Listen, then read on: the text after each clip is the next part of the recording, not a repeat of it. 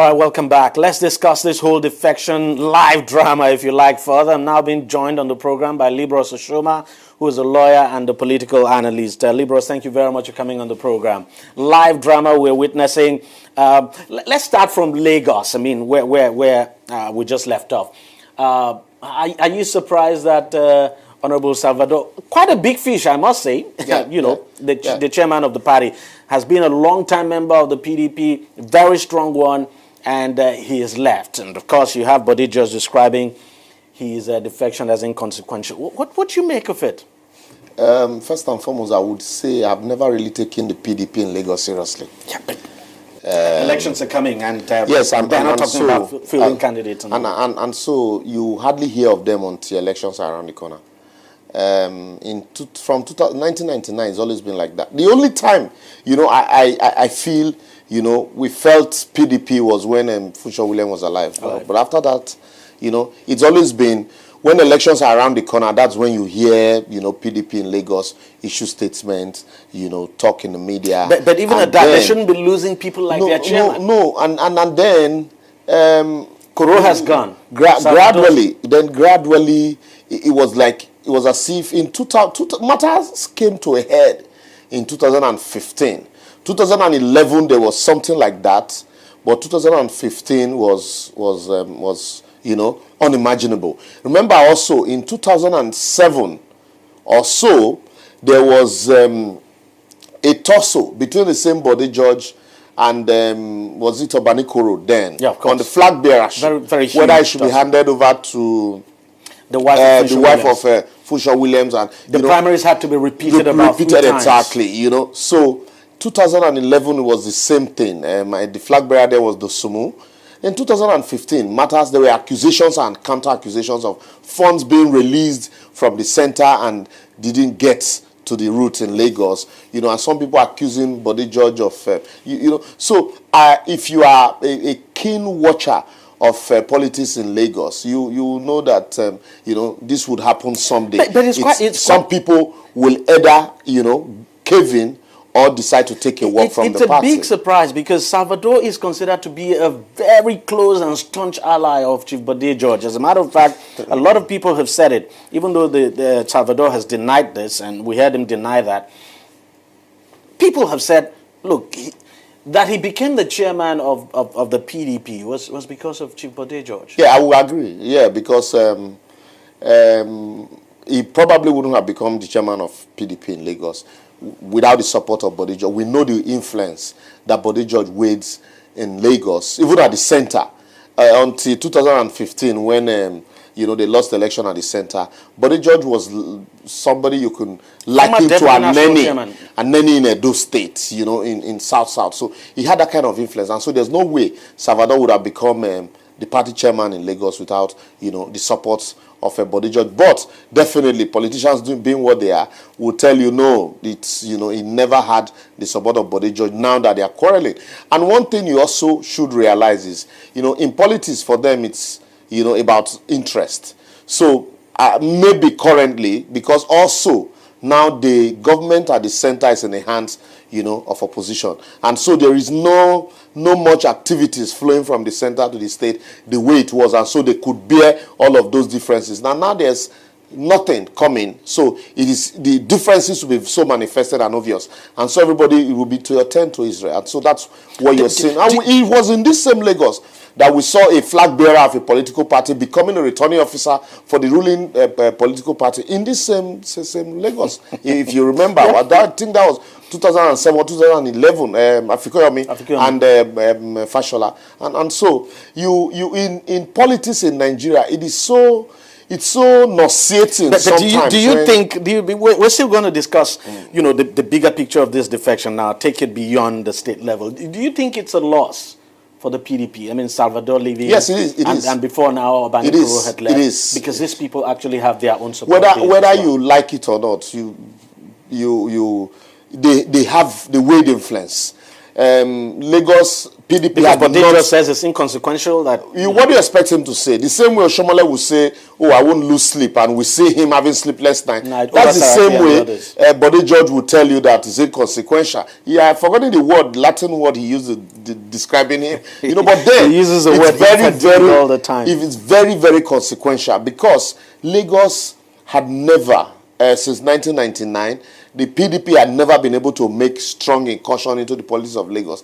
And so now that one would have expected that they'll be able to come together, even, form a synergy or alliance with the, smaller political party to see if they will be able to at least make inroad into the government house in Lagos. And now you have some of their big fish leaving the party, and then you say it's not consequential. It's very, very consequential. And it's quite surprising that elections are coming up in a couple of months' time. The governorship election, we're not hearing much from the PDP in Lagos. I told you that you hardly hear from them until, even when they were in power at the center, you hardly hear from them until a few months into the election. And it's this same political party that had the primaries, I think the Obanikoro primaries, where the number of voters in the primaries was more than the number of those that credited to vote.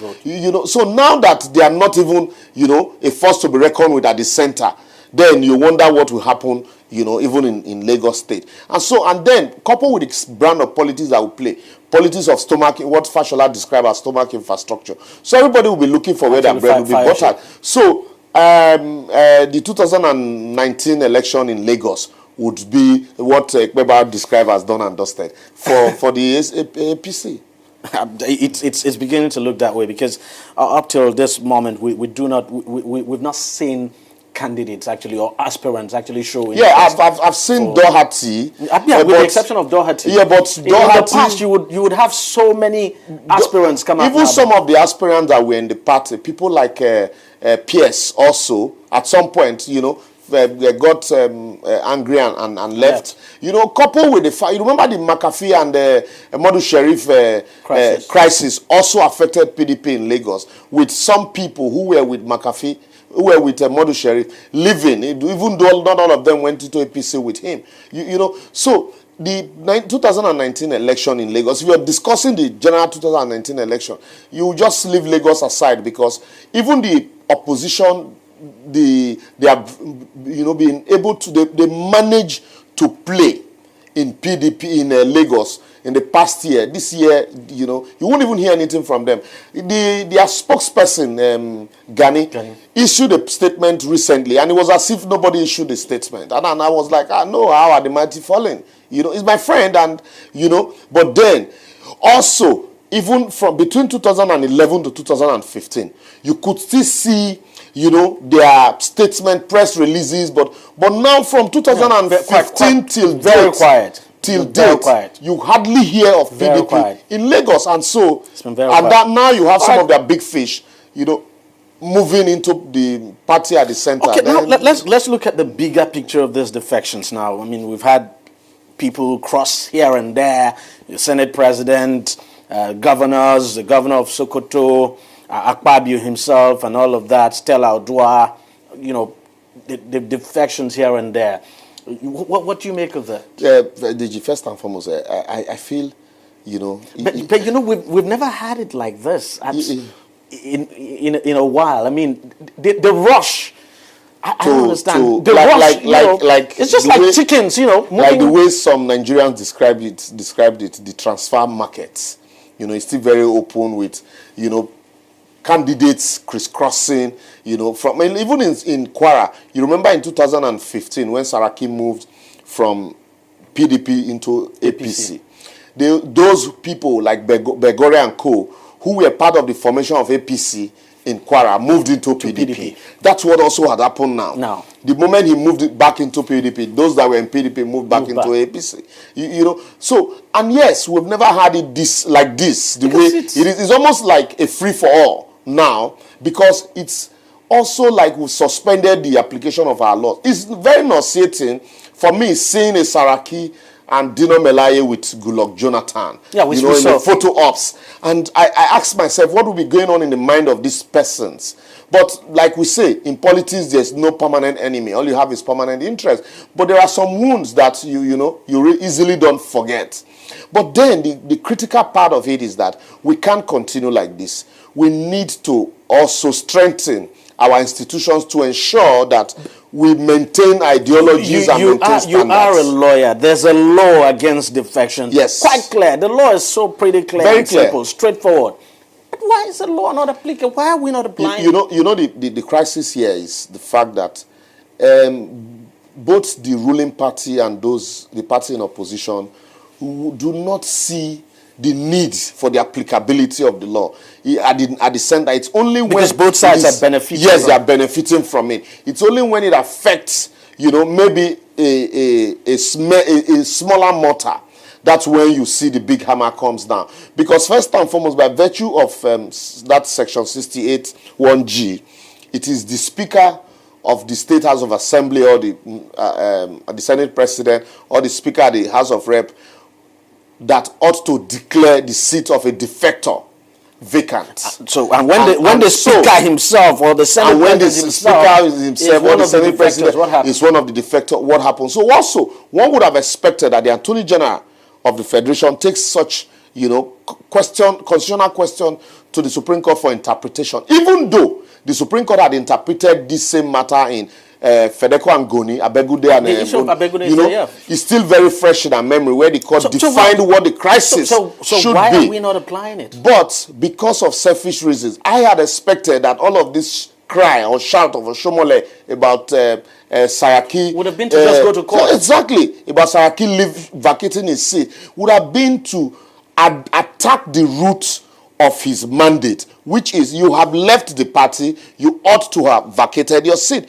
But rather than do that, you see them chasing after Akpabio to defect from APC, from PDP into APC, all in the name of trying to balance powers at the National Assembly. And so what moral justification would you now have to begin to talk about someone losing his seat over defection? So that's where the problem is. And so now it's like a free-for-all. You just wake up someday, and then if you're not too comfortable where you are, or you think that your bread is not well buttered, you just move to the next. Senior Advocate of Nigeria, Femi Falana, suggested something. I don't know what you would make of that suggestion now, because we spoke to him a couple of weeks back. He said, look, that the constituents of these lawmakers, the constituents of these politicians, for instance, say the Senate President, for instance, that his constituents, if you voted for that person, then you can as well, as a constituent, as an individual from his constituency, go to court and ask the court to void to declare the seat vacant. Yes, as a public interest. But we're not doing that. As a public interest matter, the first question you ask those constituents, you see, when these people are defecting, they'll tell you that they've consulted with the constituents, their stakeholders. No, but we're not seeing people come up to wait. And then that, when they are defecting, you hear that, the Senate President defected with 5,000 people from his constituency. And so you now expect the same people who are defecting with him to go challenge his defection. Or in some cases, the question would be, what's my stake in all of this? When even the party who ought to be the beneficiary, or the party who is at a loss in this matter, is not ready to go to court. Rather, they are looking for cheaper ways of doing it. So, and then some of these public litigations are not cheap. They don't come cheap. And so we've seen cases where some of us have had cause to approach the court over matters, such as this. But they don't also come cheap. And in some cases, you are blackmailed. So we're stuck with this situation. That's why we have attorney generals.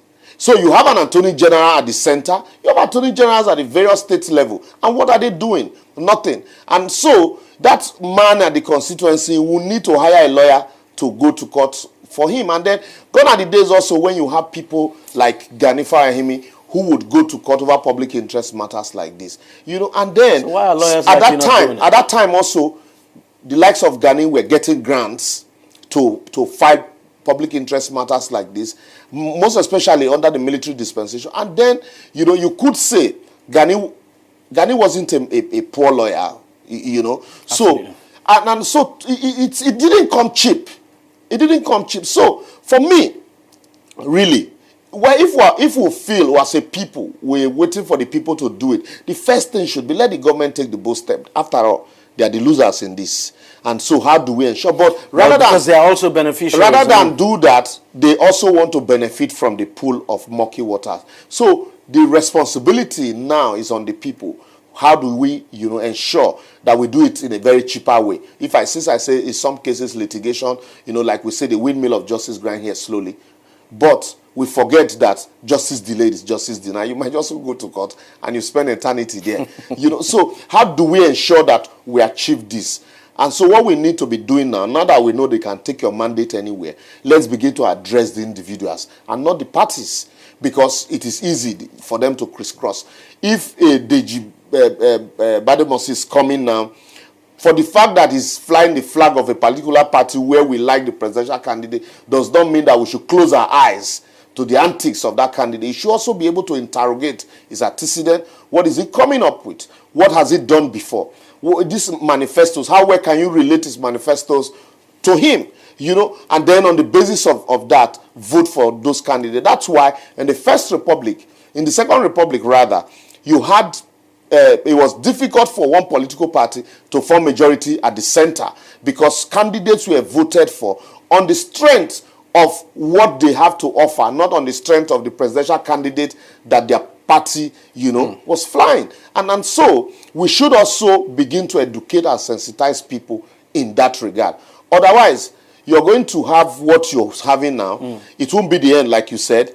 The day you are not able to fulfill your ambition in this party, you can even create a crisis in that party. We've seen some senators created crisis in their party then use that as a let's leave the issue of defection. We're going to take a short break now, and when we come back, Senate President Bukola Saraki has actually declared for the presidency. Not a surprise at all. Many of us saw it coming, and that is what we'll be talking about next. Stay with us. On Deji 360, we don't just ask the questions. What is wrong with amending the Constitution the way the National Assembly members have been doing it? We seek answers. Constitution is constituent. Our problem is not lack of laws. Our problem is lack of the willpower to implement our laws. Answers that provide clarity. While we negotiate, we should try to make it a point that the girls must be complete. The clarity you need to make informed judgment so that you can make the right decision and take action. People are saying it is you politicians that are responsible for this, that you are the reason why this is happening. All these dullards that call themselves governors in this country? I wish we had people like Tony at the National Assembly. God forbid that I go to join that band. Deji 360, providing clarity to issues.